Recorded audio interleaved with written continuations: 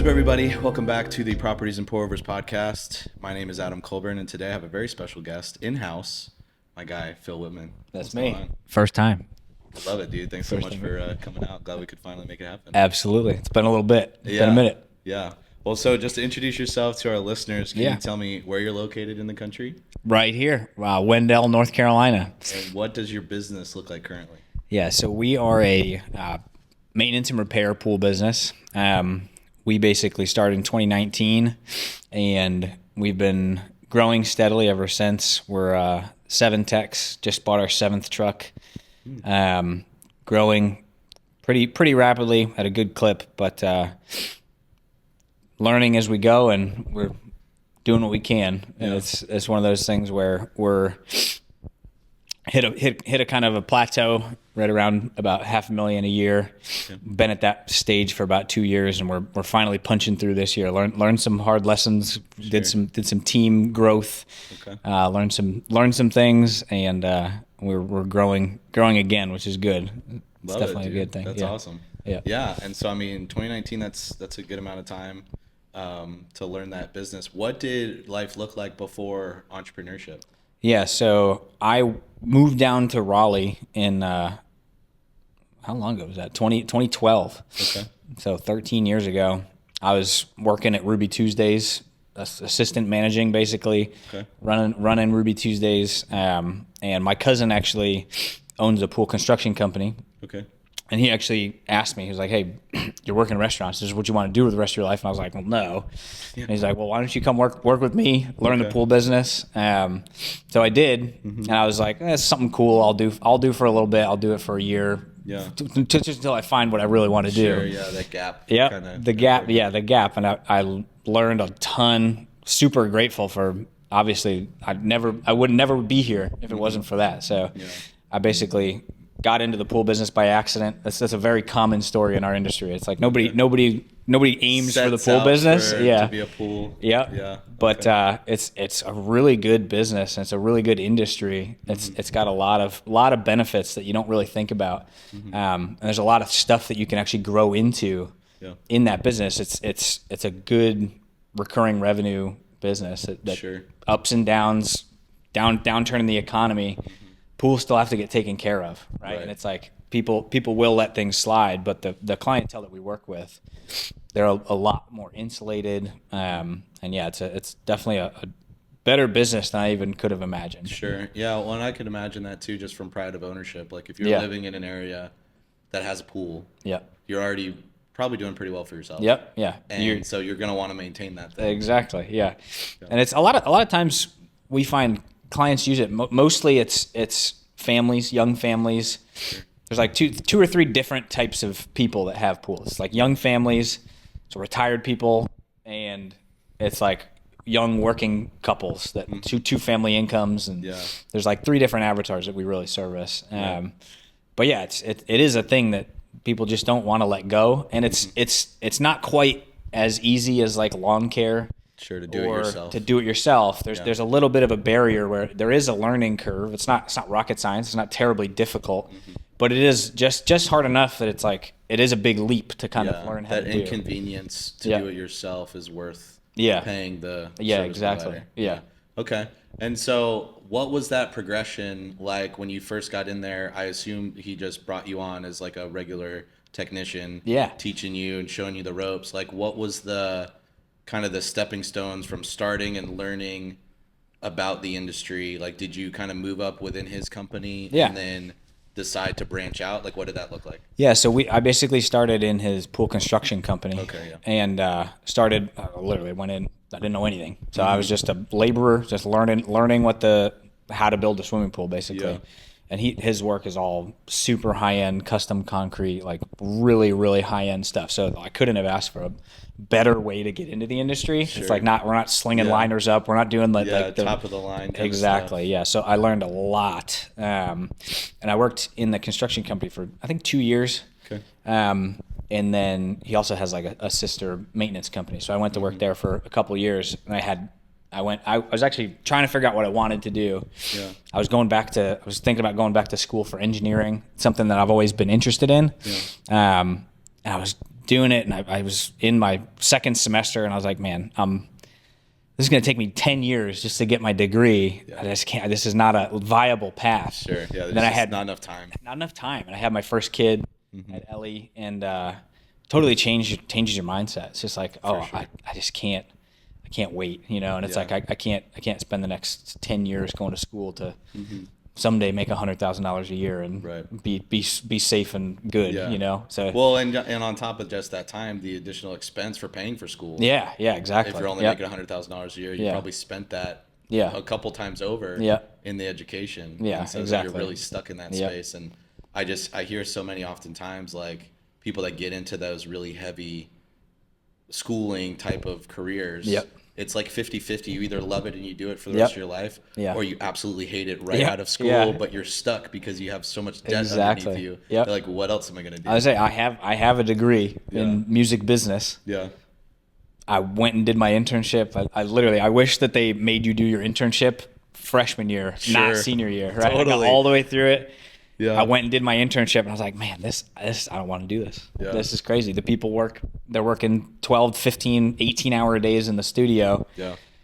And like nobody has families. They don't have kids. They just live for the studio. Yeah. That's the life. And it's just like, I was like, oh, this isn't what I want to do. Yeah. But it took me 4 years and $50,000 worth of student loan debts to figure that out. Yeah. I tell people I went to college to meet my wife, and I'm happy I went. And I had a great time at college. It was a great experience, but it's one of those things where you really, when you're 18, setting out in life, like, do you really know where you want to go and what you want to do? It's like, that's such a heavy thing. I really wish that you could give somebody a little bit of that experience of what your job that you actually want to go do is going to be like, Yeah, no, I mean, and it's just, I think that's just kind of been the way of the world forever, right? It's like the natural progression. You graduate high school and then it's immediately off to college, regardless of what you want to do. Yeah. That's just what we do. Yeah. And then you go and get a job and do the thing. But it's like, there's so many other avenues, especially when you're trying to make a decision that's going to like affect you for the majority, if not your entire life. Yeah. At 18 years old, your brain isn't even fully developed yet. Exactly. Like, how are we making this decision? Yeah, literally. Right now, your prefrontal cortex is only half there. It's crazy. It is wild. Crazy. So okay. I basically, and that's the thing. We've come to this path, and like we've got into the business. I have a business partner who basically invested the seed money to get me started. So I basically went out and started the company in 2019 with zero revenue, zero backstop. We had $15,000 in the bank, and we had to buy a truck, and I had to go hit the pound sand and go hit the pavement. Right. And it's like that experience really taught me a lot. Where it's like that I learned how the world worked real quick. Sure. It's like, okay, I have to start making money. Totally. I hit probably 3,000 doors in a month and a half. Wow. And I started in January too. Bad time to start a pool business. I'll let you know. Yeah, I can imagine. Yeah, that would be a tough sell. Yeah. But, so, I mean, take me through that mindset of what was that kind of shift when you're working with your brother-in-law in his business, you're kind of learning the ropes. Why or what was the spark that made you want to go and kind of do your own thing in the space rather than kind of growing alongside him and his stuff? Yeah, so I think we just had a different vision. So his vision was really very high end, and that's what he took from his construction company is high end, very top of the market, not really scale, but he wanted to just have a handful of clients who paid him well for his very, very high end service. And that was kind of the marker. Once I realized that, I'm like, oh, if that's the future, there's no real growth there, and it's that's the hard part is very little scalability, minimal scalability, so many luxury clients, right? Yeah. So it's one of those things that was kind of the thought process, along with, I mean, just timing, just when you realize like, oh, this path that I'm on is going to take me 12 years at the pace that I'm going. That's just not a viable option. Yeah. Well, and I mean, you're seeing it from that viewpoint, like the industry from the top tier, but there's a big gap in the middle there. Right. Yeah. And so if you can go and kind of capitalize on it, because honestly, like in our area, I don't feel like I see a ton of pool companies. Yeah. Right. And so, other than like the property manager guys where you see them every once in a while, but, I guess speak on that, like where is it pretty competitive in this market? Like what was that run up? I mean, 3,000 doors is a heck of a lot of doors. It is in January to try to find some clientele. But like, how was that progression as you kind of jumped off the cliff? To start to get some traction and build up your clientele. Like, what did that look like? Yeah. So literally, I probably hit 1,000 doors in the first 2 weeks. Yeah. And then I picked up a handful of clients right in the beginning. In January, pools are open, and I learned a lot. I learned how to hear no. I learned how to be comfortable with people saying, "Get out of here, kid. I don't want you on my front step." That's fine. So like you learn a lot, but basically picked up a handful of clients, and we were cash flow positive by February. So that was a good thing. But yeah, stressful month, 2 months, cash flow positive and still paying my bills, which is good. But yeah, picked up a handful of clients right off the bat. Did odd jobs, did anything and everything somebody wanted me to do in the beginning. Just yes, man. Just yes, I can do it. I know, and that's the thing. I genuinely did have the skills to be able to do it, but no focus. I didn't know what I wanted to do. What I wanted to focus on. I knew maintenance is what I wanted to do. It's the most scalable. Sure. I knew recurring revenue was like I didn't know how good it was, but it is a great. I knew it was good, and that's what I wanted to focus on. But yeah, getting those first couple of clients, and that's the thing. It's like anytime you get into something new, there's always this huge, massive learning curve, and it's how quickly can you get through that learning curve and figure out what you don't know, because it's like the unknown unknowns are the thing that are the scariest to me. Is like you gotta get through that period, and you gotta figure out what those are. I don't know if you listen to Alex Hormozy at all. He talks about how he's got this. I can't remember what he calls it, but it's this cycle where you have this period where everything looks great. And then once you get through that, you figure out what the hard part of this business is. And then most people, once they figure out what those problems are, they jump ship and they go find another new thing that looks great. The greener pasture. Yeah, greener pasture. But if you can stick through it, work through those hard things, that's where the real benefit comes. So that was kind of a good experience, I would say. And now we're really getting to the point now where we know who we are, we know what we're trying to do. So like speaking on the same thing with kids going to school, I feel like we're seeing a pretty decent shift in people's mindsets where like it's not just go to college. Not every kid needs to go to college. And our kind of vision is we want to be that stepping stone for young kids who are graduating high school, they've worked a couple jobs, and we really want to work with young kids and show them that there is an alternative path. You don't have to just go to school. Like there's work in the trades, even if it's not pools. If it's you pick up a job, you learn some skills, you learn how to be on time, you learn the fundamental skills in life that are going to set you up for success. But I feel like there is a gap in the market. No, I feel like there's been kind of this renaissance of the trades coming back into the forefront because those are the jobs that are the most like recession resistant. Exactly. Right? Like, AI proof. Nope. It's exactly. going to be a long time before an AI robot comes and cleans your pool. Exactly. Yeah. Maybe one of those Roomba things, but they're not going to do the whole everything that a human can in that space. But like HVAC. All of those types of mechanical type of jobs for sure. I think there's a lot of security there, and the pay is great.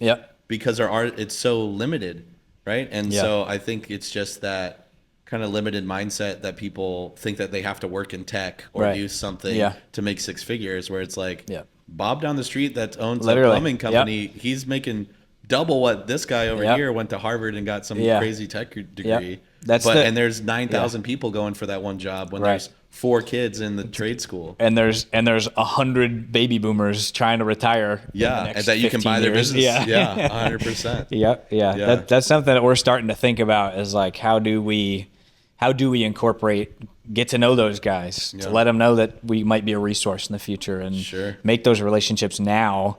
Because like you said, there's not a ton of competition in Raleigh. There's probably 30, maybe 40 pool companies in the area. Couple big players who've been around for a long time. But there's a lot of just we call them single polars. Just one guy in a truck. They've ran their route for 30 years. It's super dense. They've got a really good clientele.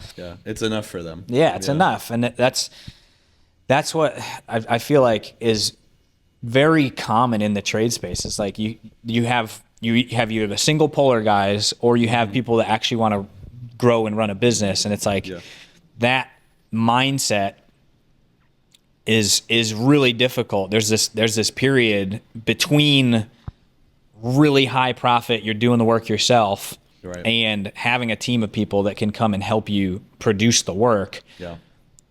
You don't make any more money in this huge gap of time. Less for literally a while.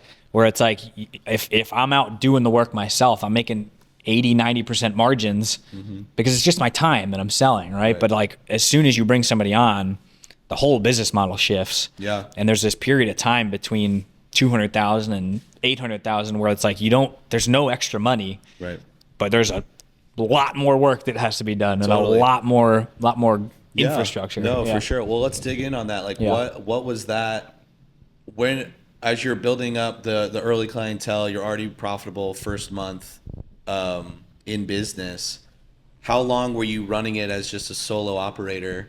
And when did you make the shift that I need to start hiring people? I have visions for building a large, scaled up company, and kind of the bumps and bruises along the way, because we know that wasn't easy. Literally, I have terrible timing. Learned a lot, but hired my first person in like November. I learned a lot. We probably had that first year, had about 50 clients. Hired my first person in November. They came on for about 2 weeks. And I was like, nope, you're not the guy. And I knew pretty quickly. I was like, no, this isn't going to work out. So jumped right back on the hiring train. It was a little bit of a blip, but brought somebody on that winter. And again, you live and you learn. Terrible time to bring somebody on to the pool business, because it's like we're growing, and then just people stay open, but you're not picking up new clients. You're not growing that much in the winter. There's just not that much to pass around to the new guys. So like, once there's two peaks in the year. There's like opening season, where everybody needs a pool person. The phone's ringing off the hook. You literally you're picking clients up left and right. And then after Memorial Day, that kind of dips back down. Not quite as many. You still get a couple because people are moving. People are messing up. They're moving around, getting a new provider. And then closing season, another big spike where people are shutting pools down.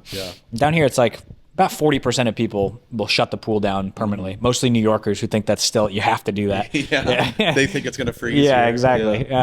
But there's these two pretty big spikes, and then it levels off in the winter. But brought my first person on in the winter. And my thought process was like, okay, I can work with them. I'll have a little extra time. We'll be able to cash flow. It'll be fine. And everything worked out. But that first winter, man, real tight, very tight.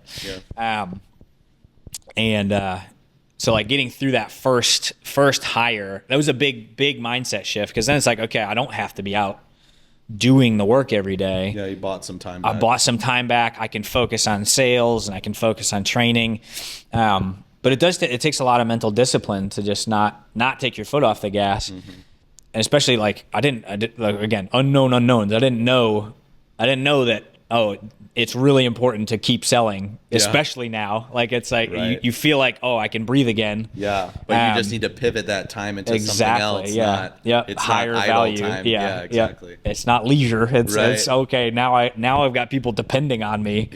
And it's a big jump for sure. But I'd say that like I was saying before, that kind of that period of time between that first hire and kind of comfort of you actually start to see the benefits of it. It's a really long time, and it's like it's a couple of people I listen to. I don't know, Mike Andes is a big lawn care guy.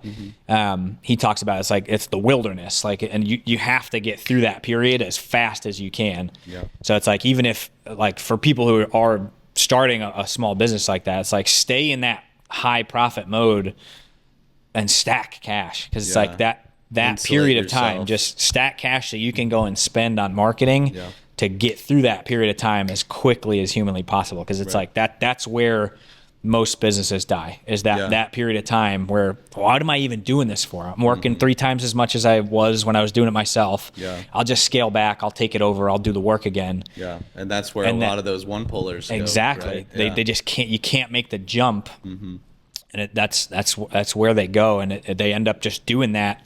And then they're 55 years old and they're tired, or they break a knee, or they do something, and then they are their business. They are their business, and there's no backstop, and it's like that's a really scary place to be in. That's something I don't want to be. Yeah, no, absolutely. Yeah. Well, and I mean, you've successfully grown it up to 7 trucks now. Over this 6-year run. What is your big vision for Proactive Pool Solutions over the next 5 years? And are there, like, other businesses that you're interested in, like, vertically integrating with? Like, kind of talking about what that future looks like for you. Yeah, we've gone through kind of a couple different ideas. Currently, our plan, we've recognized we've been focused for 6 years. If we just focus for another 6 years. Like Raleigh, the Raleigh market itself, there's more, like, we could continue growing in Raleigh for another 5 years, just in Raleigh. Right. And it's like our goal, our vision is really, we want to nail it before we scale it. We want to figure out what is this model? What are the positions we need? How many positions? What's the management we need? We really want to know that stuff and get it dialed. To where the business is putting out significant profit, so that we know going in, okay, we want to move into Charlotte. We want to move into even Durham. We don't go out to Durham. So there's like a couple little markets. So really that's the long-term plan, is really we want to nail the model, figure out what the picture looks like, so we can go and say, okay, find a young, hungry kid who's grown up with us, right? Come in from the start, knows the process, knows the system, and we can say, hey, do you want to go to Charlotte and start have like a franchise model? Exactly. Well, in-house. Franchise probably isn't the play for us, just because the startup costs are so low, honestly. So it's like I feel like the franchise is like, if you need other people's money and you need capital, that's the way to go. It's like if I don't know if you've heard Panda Express, those 2 people, they own all those things, and they just do it one at a time. They do it 5 at a time once they get bigger, but they don't need anybody else's money, so they just keep 35 years and just keep repeat. So I guess, so in your mind, is this a legacy play? You're going to own this forever, or is there you're scaling to exit? We want to scale as if we were going to exit, but our vision is definitely own it long term, and it's a cash flow business. Monopoly in a variety of markets. Exactly. And there's a couple franchises out there that are national, and I used to think, these big companies, they don't know what they're doing. They're all garbage. They don't do good work. But I've come to realize that, like, if you're doing anything at scale, you're gonna they're losing more clients than we're picking up, just because they're doing so much more. And it's like that we're starting to recognize that. It's like, as you scale, you lose a little control, you lose a little bit of that. But that's the long-term vision, is just growth. And it's definitely our vision is really to impact young people and help them grow into their careers, whether it's with us for 2 years or a year or for 15 years, and big time growth with us. No, I love that. I love the impact that you're making in those people, and let them know that there is an alternative. And you can go make something of yourself without having that degree on the wall. Exactly. You don't have to spend 4 years and $50,000 to figure out what you want to do. Absolutely. there is definitely a different path, and that's the long-term vision is how do we get the most people, the most impact to see that and create young, strong men and women as they come along. But how do we actually impact this next generation? It's like every business owner I talk to who's in like a labor-intensive field, nobody wants to work these days. Nobody wants to show up. It's so hard to find people. That's not my experience that I've had. It's like we've had the last 2 years, we've had almost 1,000 people apply. Wow. And it's wild. Like that is crazy. It's crazy. And we've had to put up a lot of friction into our process. Cause like, how do you process 700 applicants in a month? Yeah, no, you need to let them disqualify themselves. Exactly. Make it difficult to get in to talk to a human. And it's like, when I was a kid applying, I would put the application in, I wouldn't do anything. Right. And I'm like, man, why aren't they calling me back? It's like, well, you got to show them you want this, you know? And it's like, you don't have the power in that dynamic, and you have to recognize that. But for us, it's like, we want to find the best people we can. Yeah. And for us, that means like people who show initiative, people who follow up, people who aren't afraid to do something uncomfortable. Like we ask all applicants to record a video of themselves explaining why they'd be a good fit before they get anywhere. I'll say the one little thing that we do, a little tidbit, on the application process, the last thing, they watch a video of us, they watch a video of me kind of explaining Proactive, how we're different, what we do, what our vision is. And then at the very end of that video, it's only like 4 minutes long, but that automatically goes to every applicant, that video. And at the end, I ask them what's your favorite move off the diving board? Just like a silly, stupid question. And that disqualifies 50% of candidates because they don't watch the whole video. They don't answer the question. So like, boom, you're out. Right. Yeah, you can't follow simple directions. You can't follow simple directions. In the text, it says, watch the video all the way through. And it's like, if you can't follow simple directions, I know you're not going to be able to follow the complicated directions you're going to have to. Or you're under pressure and you have a customer yelling in your ear about something. Exactly. You're going to fold. Exactly. Yeah, that's really good. So I love that. That's just not my experience. It has not been people don't want to work. They're out there, and that's a lot of times they just don't. They've never had somebody put that kind of investment into them to show them like how you operate in the world. And I think that's a testament to how you've been running your business, is that you've created a culture that people want to work there. Right? Because I would assume a lot of those 1,000 people reaching out are referrals from current technicians that already work with you. Yeah, a good amount. Yeah. We've had probably 3 or 4 over the years of people who knew somebody and brought somebody in. Yeah. We've had good luck bringing in people who aren't in the industry, honestly. It's one of those things where, and we've tested this a little bit recently. We just brought somebody on who had experience, and we've been pleasantly surprised, because in the past it's like we do things very differently than most other pool companies. It's the same thing in real estate. Yeah. I will not hire an acquisitions person for my team if they've worked with somebody else. Right. Yeah. Not because I don't think that they're credible or do anything, but they're going to fall back into the ways that they were taught. Yes, exactly. And it's the amount of unlearning. Yes, 10 times harder to unlearn a habit. So much harder. Yep, exactly. And just learn it the right way from the beginning. Yeah. Right. But we've tested that a little bit. We'll probably test it again based on this experience. But it's one of those things where it's like it is difficult. It's really hard to unlearn. Yeah. So you really have to find the right person who recognizes like, oh, the way things have been going is not the way it should be. You know. No, that's good.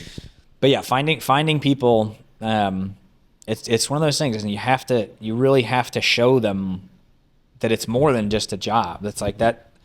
9 times out of 10, people don't want to just show up and make their hours and go home. It's like they want to know they're going to be doing something that matters. And it's like, what's everybody, I don't know what your experience was. I don't know if you had a pool growing up, but like everybody, I knew all my friends who had pools. Like I knew they had pools. Yeah. And it's like, it's such a cool thing to be able to be a company that like provides that experience for families and young kids. It's like that's what we do. Like, we make that possible, you know. It's exciting. Well, and you're what you do a byproduct of that are some of the memories that people best will remember memory. forever, Yeah, exactly. right? Yeah. Like those core memories you make as a kid hanging out at a pool party. So that's really cool. I love that.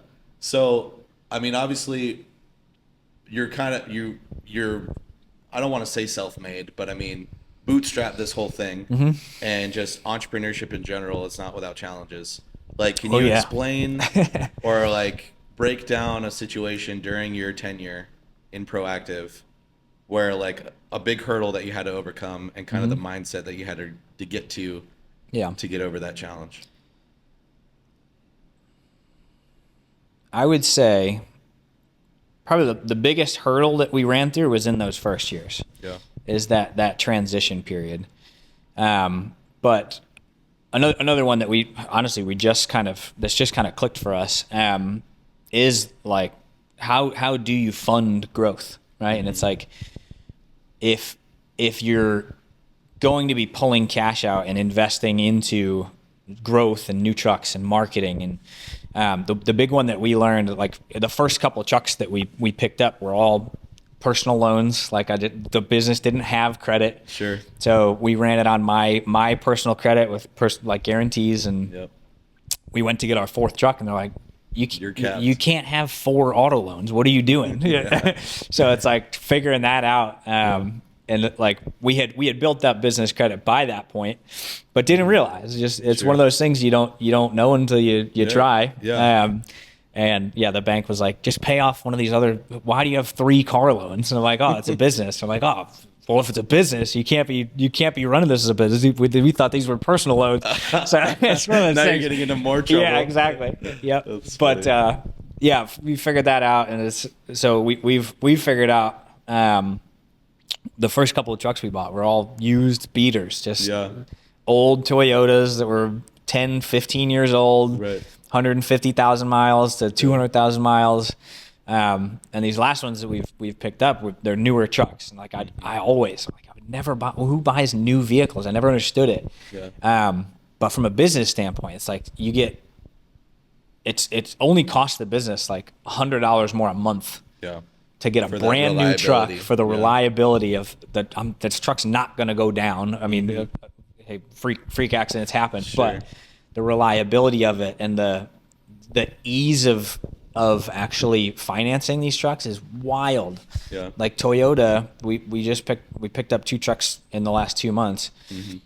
They're so much more understanding of business loans when they're new. I don't know what the actual financing arm is, but they're so much more understanding. Like we have a truck payment that's $550 a month, but the truck brings in $3,500 a week. Like this is not pretty good ROI. It's a good ROI. It's like they do not feel any discomfort making that trade, right? Absolutely. It's like when you get a used truck, that's not even a consideration. Like Well, it makes, when you can show those kind of numbers, like you're the easiest for them when they're spend more in gas than we do. Literally, absolutely. The truck burns more gas than we do for finance. The cost of financing is wild. It's one of those things. It's definitely a mental shift too. It's like I always thought like brand new truck what a waste, but it's really.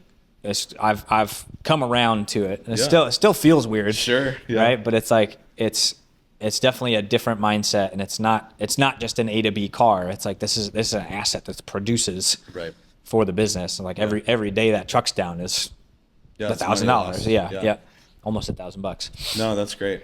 Okay, well, so while we're wrapping up, like, if you had to go talk to yourself back in 2020 or 2012, right, when you're first getting into the pool industry or just kind of branching out into this space, like what's one piece of advice you would have given yourself as you got started?